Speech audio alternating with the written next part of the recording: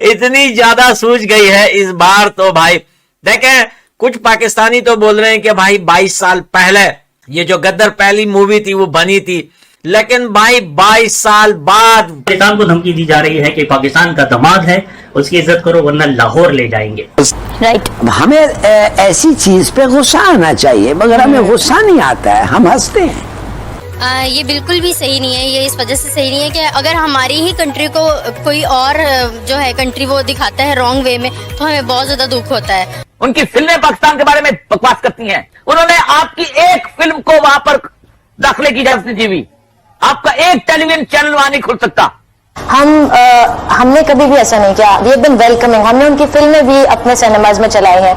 हमारे इतने बड़े स्टार्स वहां गए, उन्होंने काम किया, लेकिन उन्होंने क्या किया, जब काम हो गया उसके बाद हमारे आर्टिस्ट को ना वीजाज ग्रांट किए गए, ना उन्हें ये इजाजत दी गई कि वो जाकर अपनी फिल्म्स को प्रमोट कर सके। आपको शायद मेरी बात बुरी भी लगे, लेकिन मुझे लगता है कि यहाँ पे पैसा बहुत मैटर करता है। नजरिया होना चाहिए। काश आपकी बात मतलब आप जो कह रही हो प्रैक्टिकली भी हो, लेकिन पैसा बड़ा मैटर करता है। पैसा, आपकी पोजीशन, आपके पास कितना पैसा। आप देखिए जितने लोग बहुत ज्यादा पैसा, पावरफुल, अगर पार्ट 2 निकालने का सोचना नहीं, जो अब निकाल के बहुत बड़ी गलती कर दिया, हमारा दिमाग खराब कर दिया। चड्ढा समझाओ इसे। उनका कोई आपको फेमस कोई डायलॉग अगर आपको याद हो तो? मेरे ख्याल से वो एक था उसका कि हाथ 2.5 किलो का है थोड़ा, जब हमारे जवान ने उसके हाथ में हाथ डाला वो 2.5 मन का हाथ था, जब वो एक अनविजिबल सा हाथ। 2 मूवी को लेकर दोस्तों बिल्कुल वहां पे एक बात है, बोलते हैं कि सूजी है भाई, सूजी की तूफान आई हुई है। इतनी ज्यादा सूझ गई है इस बार तो भाई।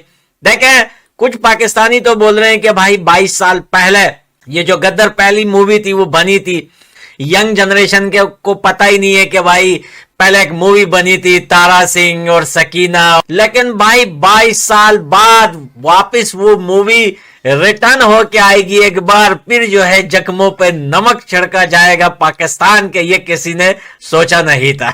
इतने सारे पाकिस्तानियों ने गुस्सा दिखाया है। आप देखते हैं कि पाकिस्तान को एक नेगेटिव वे में दिखाया जा रहा है, तो आपको कैसा लगता है? अच्छा तो बिल्कुल भी नहीं लगता, क्योंकि आई फील पर्सनली कि और भी बहुत सारे मुल्क हैं जिनको वो ले सकते हैं, बट वो पर्सनली आई फील लाइक कि वो निटपिक करते पाकिस्तान के ऊपर। हमारी भी मूवीज आती है, हमने कभी इंडिया को गलत नहीं पेश किया सबके सामने। So I feel it's not a good idea to represent Pakistan in such a way. But I think it goes both ways, because यहाँ पे भी if we want to show something negative तो हम इंडियन को दुश्मन मुल्क बता देते हैं and all of that. अच्छी थी मूवीज उसकी, काफी वायलेंट भी थी उसकी मूवीज, थोड़ा एंगर वाला बंदा वो, तो वैसे तो अच्छी पर्सनालिटी है उसकी, मूवीज में अच्छी 12। लेकिन इंडिया में कुछ फिल्में ऐसी बनती हैं जिसमें पाकिस्तान के बारे में बहुत ही सख्त और नाजेबा जुबान इस्तेमाल की जाती है। इंक्रीजिंगली उन्होंने अपने आप को बेचने के लिए एक पाकिस्तान इंडिया इशू के ऊपर जो है फिल्में बनाना शुरू की। वो जिंगोइस्टिक अप्रोच जो है उनकी। भारत ने 9/11 के बाद से खास तौर पे जितनी फिल्में बनाई उसमें पाकिस्तान को दहशतगर्दी के साथ लिंक किया जाता रहा।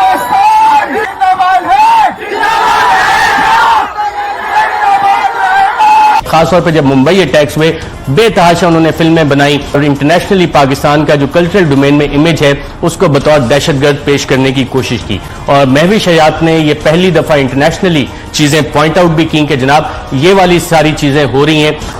ये जो मिस रिप्रेजेंटेशन होती चली आई है, इसके बारे में मैंने आज ही आवाज नहीं उठाई। I been speaking about it for some time now. मजे की बात ये कि ये तो काफी अर्से से सिंस 2001 जैसे कि आपने कहा ये चलता आ रहा है, लेकिन अभी रिसेंटली गेस व्हाट, हम उसमें विलन दिखाए गए हैं। It's an anti Pakistan plot. तो ये रिप्रेजेंटेशन, मिस रिप्रेजेंटेशन, आपने महविश इसका जिक्र किया, पाकिस्तान को इररिस्पॉन्सिबल न्यूक्लियर स्टेट के हवाले से रिप्रेजेंट किया जा रहा है। मुतअद्दिद मूवीज भी इस पे बनी और इस तरह की जो सीरीज बनती है, ड्रामे बनते हैं, उसमें ये वाली चीज आ रही है।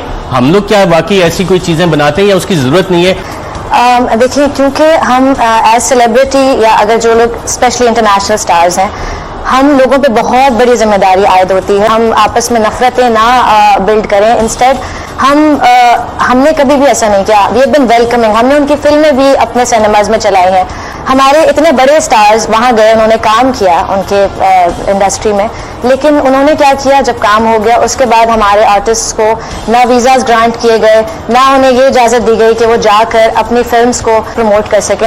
अब बॉलीवुड में काफी अरसे से, सालों से हमारे म्यूजिक को, they been stealing our music, तो वो हमारी कंटेंट है, हमारा टैलेंट है, जिसको उन्होंने उसके पैसे देना तो दूर की बात, इजाजत लेना तो दूर की बात, उन्होंने एक्नॉलेज तक नहीं किया, क्रेडिट भी नहीं दिया।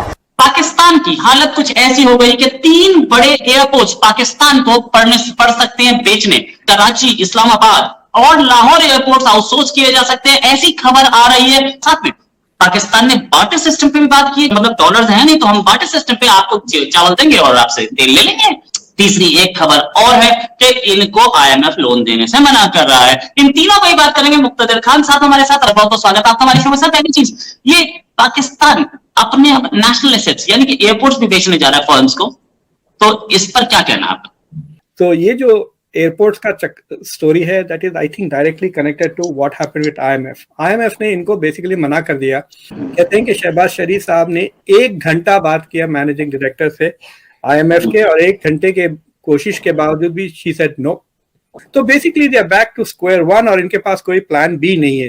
सो दे आर स्टक कि ये 3 बिलियन कहां से लाएंगे। एंड आई थिंक ये जो एयरपोर्ट्स वाली डील है, that is about generating that $3 billion reserves. So they're going to get a foreign company to manage, and they will pay probably in advance to get in. But देखिए, it's like saying कि खून निकल रहा है तो आप सिर्फ पट्टी लगाने के लिए ये सब कर रहे हैं।